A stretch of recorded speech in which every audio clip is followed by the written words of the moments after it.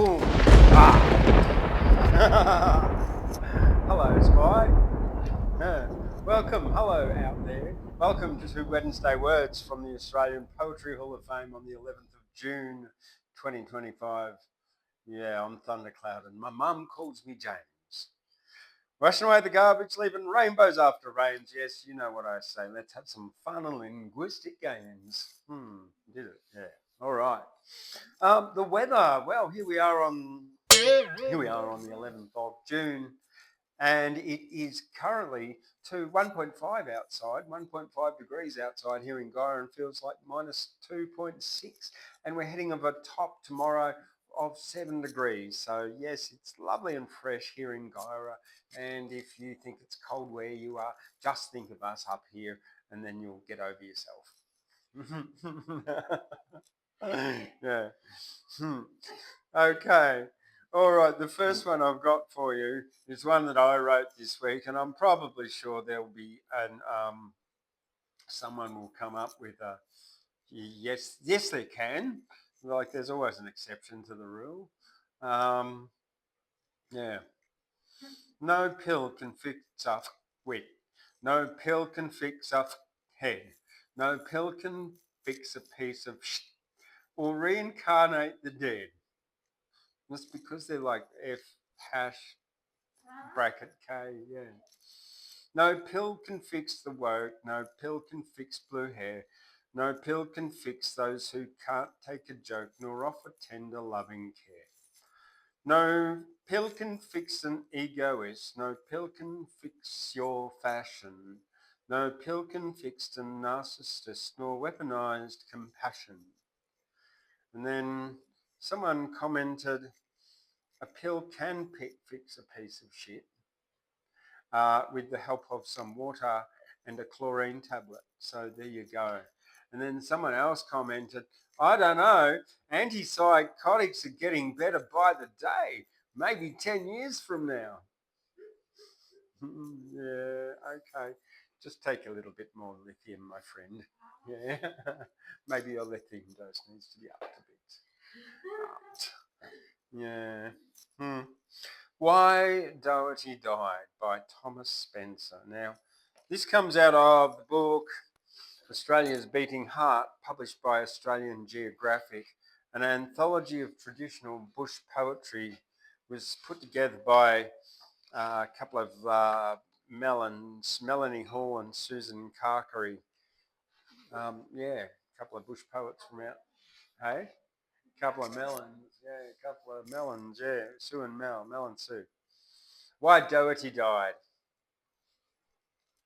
It was out on the bogan near Billabong Creek where the sun shines like brass 7 days a week, where the buzzing mosquitoes annoy you all night and the blowflies come waking you up at daylight, where the people get weary and sad and forlorn till they wish they had died long before they were born. There's a flat near the river. I knew the place well, for 'twas there Dinny Doherty kept the hotel. Dinny Doherty died. 'Twasn't easy to say. Just the cause of the trouble that took him away, if 'twas measles or whooping cough, croup or catarrh, or the things doctors pickle and put in a jar. Not a doctor was nigh when he come by his death, so we reckon he died just through shortage of breath. We didn't know how these fine points to decide. What we did know for certain was Doherty died. The coroner came up from Bottlenose Flat, and 12 of us with him on Doherty sat. The heat was intense, there was whiskey galore. When we'd finished, we weren't as wise as before. We were roasting, yet there, with a smile on his face, lay poor Dinny, the only cool man in the place. Yet divil a one in the crowd could decide or even imagine why Doherty died. The old pub, it seemed, lonesome when Dinny was gone, lavin poor Kitty Doherty grieving alone. Every time that I called, she cried, "What will I do? Darling, dinna come back to me. Cushla, wirru. Faith, it's lonely I am today, dinna store. Don't be saying you're dead that I'll see you no more." With I tried to console her, she bitterly cried, "I've no one to love me since Doherty died. I keep pining," she says, "till I'm mere skin and bone." Poor Kitty, she only weighed 17 stone. Sure, life without love is like bread without yeast. Poor Kitty, her heart was as big as her waist. And what is the pain? 'Tisn't everyone knows. With a big heart like Kitty's, with love overflows. Kitty's love was as broad as the ocean is wide. But she'd no one to share it since Doherty died. 'Twas a hot summer's day when a visit I paid, for the hate was 110 in the shade. Poor Kitty looked sad as I entered the gate, and her cheeks were quite moist with her tears and the heat. But 'twas cosy she looked as she sat in the bar, and I whispered, "Poor girl, is it lonely ye are?" "Bedad, lonely's no name for it," Kitty replied. "I'm just fretting me heart out since Doherty died."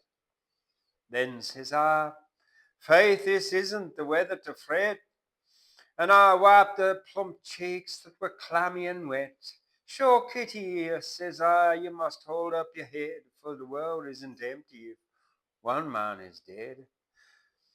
To be living and pining alone's a disgrace.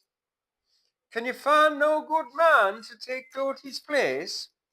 And she smiled through her tears, and she said as she sighed, "Ah, the good men are scarce since poor Doherty died."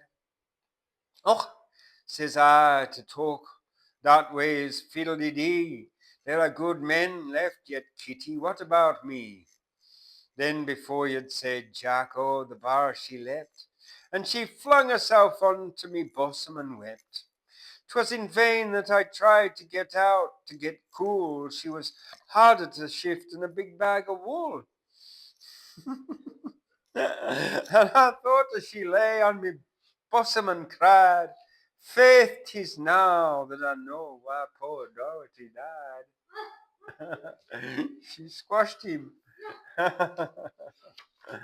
uh, and that one I didn't even plan to read. I'd marked it down from another time I read, and sure I didn't get it as good as I did at that time. Yeah, I have to work on the accents. Like, I don't know if I'm doing it because like they've spelt the word heat, H-A-T-E, H-A-T-E is in hate.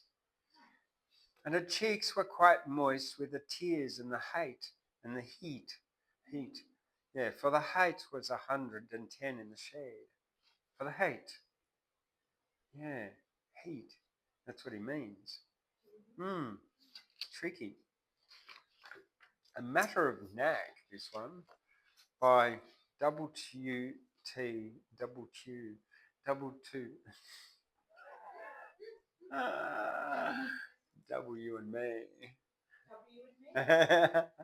WT. Goodge. That's good G.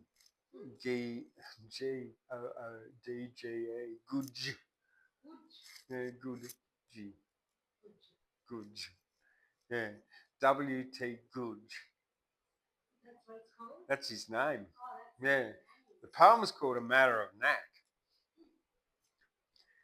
Jock Macpherson was a person who was boastful in conversing, but respectful and ponderous and dignified withal. Con McCarty was a party who was something of a smarty, and beside the big Macpherson looked particularly small, but Cornelius McCarty, he was artful after all. It's a bit like a bunch of, what do you call it, limericks. When Cornelius McCarty thought Macpherson was his dart, he made a wager he could carry him a mile along the track. which, considering Macpherson was a very weighty person, was a risky undertaking for McCarthy's little back, but Cornelius protested it depended on the knack. Take your coat off, called McCarthy, and Macpherson gave a start. He hadn't bargained for proceedings the reverse of dignified, but he felt he had the best of the arrangement. Take your vest off, said McCarthy, and Macpherson very graciously complied. It was in the private parlour, and the crowd was all outside. Take your boots off, said McCarthy in a cheerful tone and hearty, but Macpherson he objected that the crowd would see his toes. Said McCarthy, see Macpherson, there ain't any sense in cursing. Take your boots off, I don't reckon I'd be handicapped with those. I am not the sort of juggins you apparently suppose. This Macpherson's wrath arouses, but he said, I'll keep me trousers, not a trouser, said McCarthy, or to me the wager goes. The conditions you're reverse, and I will carry you, Macpherson, but the wager doesn't say a blessed word about your clothes. That was how the small McCarthy had Macpherson by the nose. And that's that. Yeah. So I wonder if he actually carried him or not. Yeah, but we don't know. Now, the next one I've got for you, actually I've got two for you, but I was going to invite you up to do your special one. Skye's got a very special one she's been practicing. I've got Dr. Seus's The Bipolo Seed and Other Lost Stories. And I thought I'll just read, I won't read the Bipolo Seed. The Rabbit, the Bear, and the Zanigar. Once upon a time, way down south, lived a very big bear with a very big mouth and very big teeth in his very big jaws and very big claws in his very big paws. And this very big bear, who was hunting for meat, one day spied a rabbit who looked good to eat. Aha, thought the bear, he looks tender, all right. Oh boy, I'll have rabbit for supper tonight. So on his big feet he crept up to the rabbit. He crouched very low and leaned forward to grab it. But just as his jaws were about ready to nab it, the rabbit looked up and he saw the bear's face. Uh-oh, gasped the rabbit. I'm in a bad place. I cannot escape, and I see with a glance that it's no use to fight, 'cause I haven't a chance. For I am a rabbit with very small jaws and very small claws in a very small paws. Alas, thought the rabbit, this moment's my last, unless I think terribly, terribly fast. I've got to be smart, got to think of some trick, and that little rabbit he thought mighty quick. Then just as the teeth of the bear touched his head, the rabbit jumped up and he suddenly said, 1, 2, 3, 4, 5, 6, 7, 8, 9?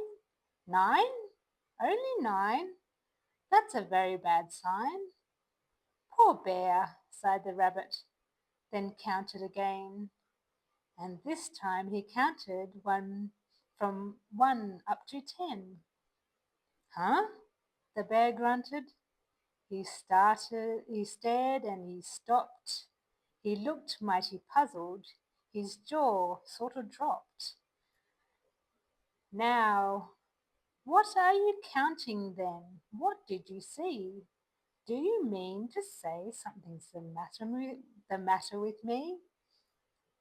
Ah, well, said the rabbit, from down where he stood. I sure hate to tell you, it isn't too good. I was counting the eyelashes round your two eyes, your left eye, your right eye, and, to my surprise, they weren't the same number. Almost, but not quite. You've 10 on your left eyes.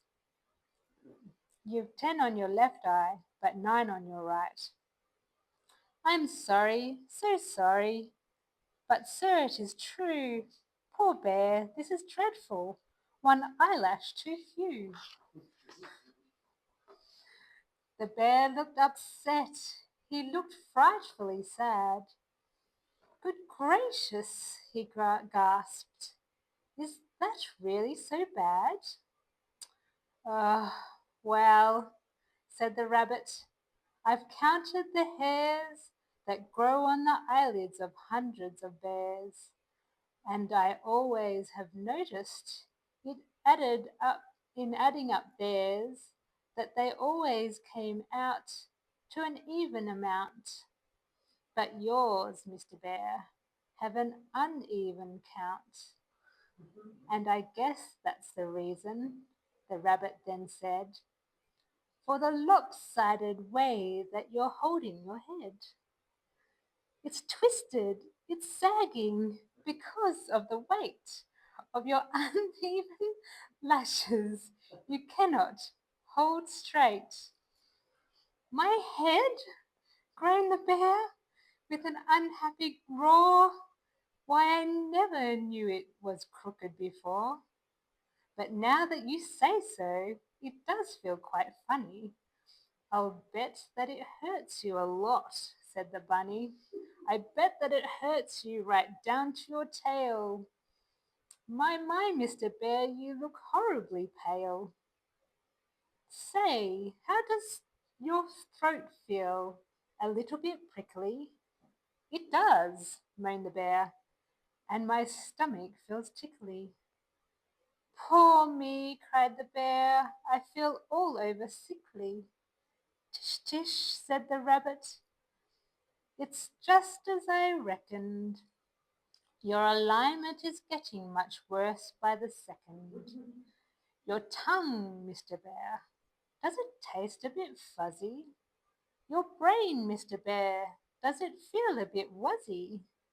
Why, yes, gasped the bear, it most certainly does. Is that a bad sign, all that fuzz and that wuzz?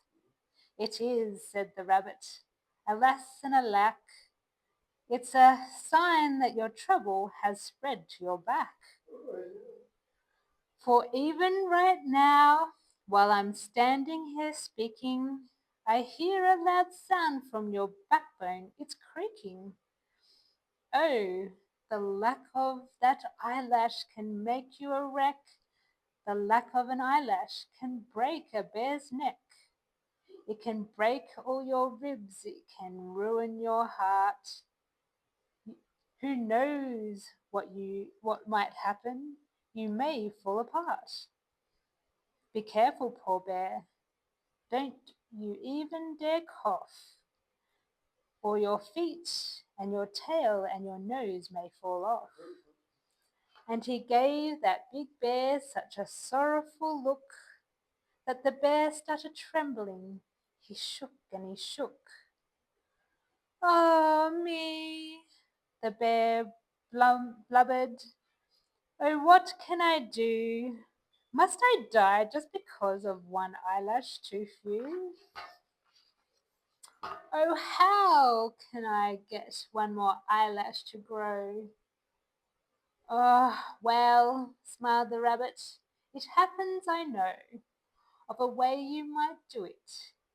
You're standing, you see, right under a Zanigar tree. Now, the flowers of this tree have some wonderful juices. that doctors have put to some marvellous uses. Their juice, I am told, is so strong that it cures sickness even much greater than yours.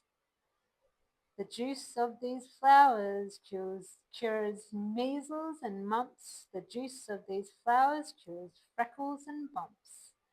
Whooping cough, croup, also colic and sprains, chickenpox, smallpox, and belly ache pains.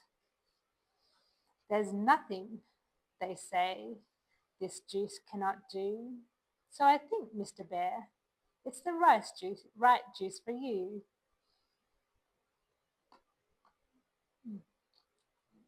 What you ought to do, least it seems so to me, is climb up that Zanigar tree and pick yourself one of these wonderful flowers. Hold it tight to your eyes for a couple of hours, and I know it'll cure you. Yeah. And I know it'll cure you. I haven't a doubt. For the lash you are lacking will suddenly sprout. You mean, cried the bear, I'll have 10 on each eye. You mean, cried the bear, that I don't have to die? Oh, thanks, cried the bear. You are wonderfully good. And he climbed up the tree just as fast as he could. And while that big bear held the flower to his face, the rabbit, like lightning, raced off from the place. And thus he escaped from the very big jaws of that very big bear with the very big claws. And he laughed as he ran on his very small paws. It's always the same when you fight with big guys. A bit of quick thinking counts much more than size. Yeah. Yeah. Yeah. There you go. There's the bear. And the rabbit running away. The Coachman's yarn. This one, yeah, I don't know. It's a different kind of rhyme, but anyway, by E.J. Brady. It's one of the Brady bunch. The Coachman's yarn. This is a tale that the coachman told as he flicked the flies from Marigold and flattered and fondled Pharaoh. The sun swung low in the western skies. Out on a plain, just over a rise, stood Nimity Bell on Monaro. Cold as charity, cold as hell, bleak, bare, barren Nimity Bell on Monaro. Now this year appended in 83, the coldest winter ever we see. Strength that was cold as cold could be out here on Monaro. It froze the blankets, it froze the fleas, it froze the sap in the blinking trees. It made a grindstone out of cheese right here in Monaro. Freezing and snowing, ask the old hands. They seen, they knows, and they understands. The ploughs was froze and the cattle brands down here in Monaro. It froze our fingers and froze our toes. I seen passengers' breath so froze. Icicles hung from his bloomin' nose, long as the tail on Pharaoh. I catched a curlew down by the creek. His feet were froze to his blessed beak. He stayed like that for over a week. That's cold on Monaro.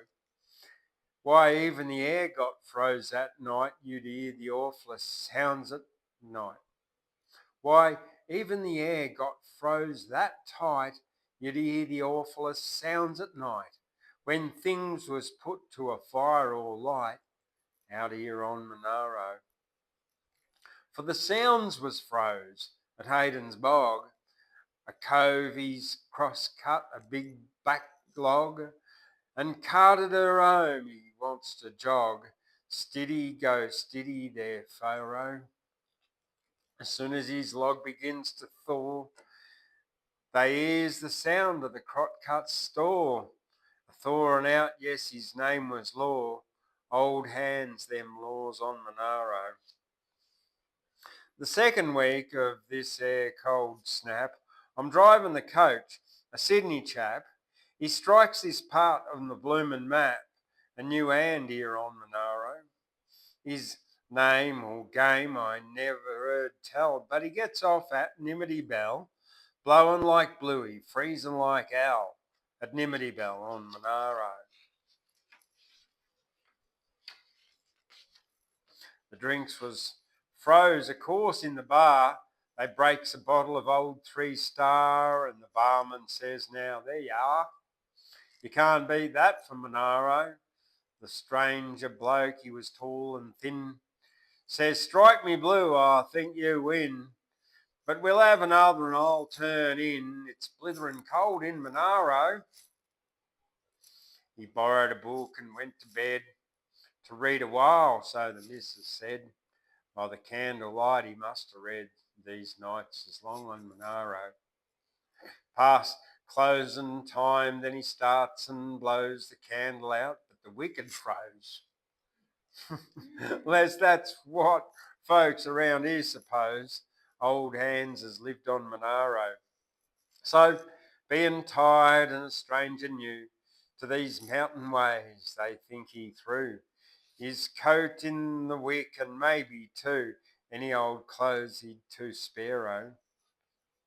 This ain't no fairy and you don't fret. Next day came warmer and set in wet. There's some out here as can mind it yet. The real old hands on Monaro. The wick must be thawed. The fire began. At breakfast time the neighbours all ran to save the pub and forgot the man. Steady, go steady there, Mero. The pub was burned to the blanky ground. Its buttons was all they ever found. The blinkin' cowie owned me a pound from Cooma, his blinkin' Pharaoh. That ain't no fairy, not what I've told. I'm getting shaky and growing old, and I hope I never see cold. And I hope I never again see cold like that down there on Monaro. He drives his horses, he drives them well, and this is the tale he loves to tell. Near in the town of Nimity Bell on Monaro. Never been there. I've been to Cooma, but obviously it's cold. And the last one I got for you is called When Rody Came to Ironbark. It's by Alice Guerin Crist. Never heard of her. When Rody came to Ironbark, there spread a hectic glow around the little township a dozen years ago, and the townsfolk were divided twixt laughter and dismay at the roistering ways of Rody, the madcap tricks he'd play. When whiskey primed and mischief bent, he drove in wild career, the parson sulky hitched behind old Brady's brindled steer.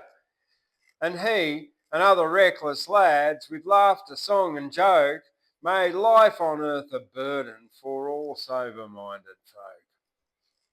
When Rody came to Ironbark, 'twas fun to watch the girls, such sorting out of frills and frocks, such pinning up of curls. There weren't no bobs, no shingles then, but ringlets floated down, and the curling tongs worked overtime when Rody came to town. And all the girls in Ironbark for Rody pined and sighed, save little Nora Shanahan, all scorned and maiden pride. Now Rod was like a pine tree, so straight and slim and tall, but she was pink and dainty as an apple blossom small. She captured Roddy's wild heart, but though he'd beg and pray, not one soft word of hope or love would little Nora say. But how she prayed for Roddy, stormed high heaven with her tears, for all his sins and follies, his reckless wasted years. In the little township chapel, when evening lights were faint, she knelt long hours in silence, a little blue-eyed saint, while Roddy, all unknowing, went on his careless way. But heaven always answers when souls like Nora's pray. So, Roddy comes to Ironbark, proud, prosperous, and neat. A dozen hats are lifted as he drives along the street, and Nora sits beside him, all calm and matronly. There are 4 small folk behind him, and one on Nora's knee. The boys are both like Roddy, so straight and tall and strong, but the girls are like a cluster of... No. The boys are both like Roddy, so straight and strong and tall, but the girls are like a cluster of apple blossoms, small. Though the wild lads muse regretfully, the good old days upon, and all the township gossips say, another good man gone. Yeah, and that's all I've got to you from Australia's Beating Heart. I will pull out one of my own poems and do another one or two of my own. Yeah, some Thundercloud poems. All right. I'll have to scroll down to find where they all are.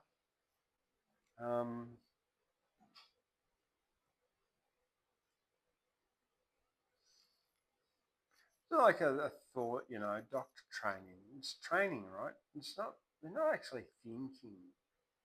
Doctors, they're just told to do, and they follow a procedure, don't they? Yeah. Yeah. Oh well, we'll finish off with a silly one. I suppose you've done Dr. Seus, and someone once called me the hippie Dr. Seus. Yeah, so that makes sense. There was a green pig who knew a silly song that was sung to a jig, and it was very long. The song the pig sung, I believe, was arranged by a cat in a far-flung foreign music exchange. And here's the song. We have to do the oink. Oink. Oink, oink. I am a pig and I sing a cat song. This is a jig and it is very long. The song I sing was arranged. I had a flig on my student exchange. Fell in love with a cat who wrote this song in the key of B flat. It's a long song. I'm a green pig, you think that's strange. This is a jig and I didn't bring change. The song is mine because the cat is dead. I'm the proprietor and my name's Fred. And that's that. It's a silly little, a typical silly little Thundercloud poem, yeah. And then I was given a writing challenge from my 642 things to write about. There was, you are an ancient Roman. You ventured to Pompeii, Italy, 2 weeks after the volcanic eruption of Vesuvius. Bear witness for people back home. Ciao, mama, I went to Pompeii, but I could not find it because it was blown to smithereens. AKA, Pompeii is totally P.S. It will make a great tourist attraction in the future. Ciao, Jacobus. Apparently, Jacobus is the Roman way of saying James. I didn't know that, but anyway. And I've got one more for you. The Yahoo Berry. All right. And the last word, pelf. Pelf is sort of like wealth. Yeah, just for anyone out there who needs to know what pelf is. It's like what you hoard your stuff that you keep.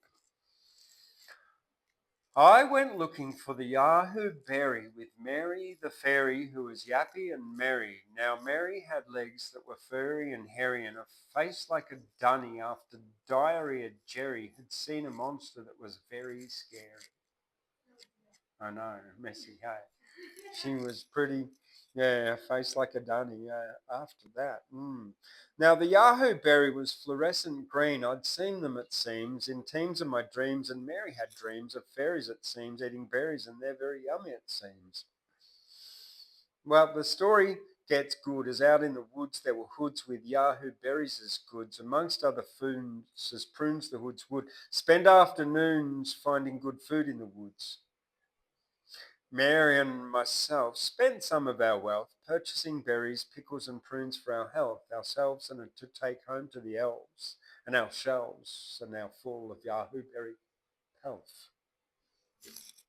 Yeah, that was that was just like trying to find a lot of rhymey alliteration things and see how we could sort of, yeah, how I could sort of fit them together, and then that's of course what happens. Yeah. Looking for the Yahoo Berry with Mary the Fairy, and and she was yapping Mary, and it just goes from there. Have I got one more? What is a poem? The making of a poem. The last one. Poem is not necessarily made, but woven, downloaded if chosen. A poem is more or less channeled, but start with opening your heart. Oh, I just tapped the microphone. The poem is more or less channeled, but start with opening your heart. A poem can be recited or written, so begin keyboard or paper and pen. A poem is a picture formed with words, the craft turning words into art. A poem is created from an idea, an open heart, third eye, and start. That's that. Yeah, that's that. Done. Yeah. Woo! All right, well, that's it for Wednesday Words. It's a quick one tonight, but thank you very much. Thank you, Skye, for reading the bear and the rabbit and the Zinabar. Zanagar. Yeah, Zinagar. All right, and we will catch you next week for Chill and Tuesday. Bye-bye. Yeah. Finish with a fart. Tiny. This is like hardly even worth farting into the mic.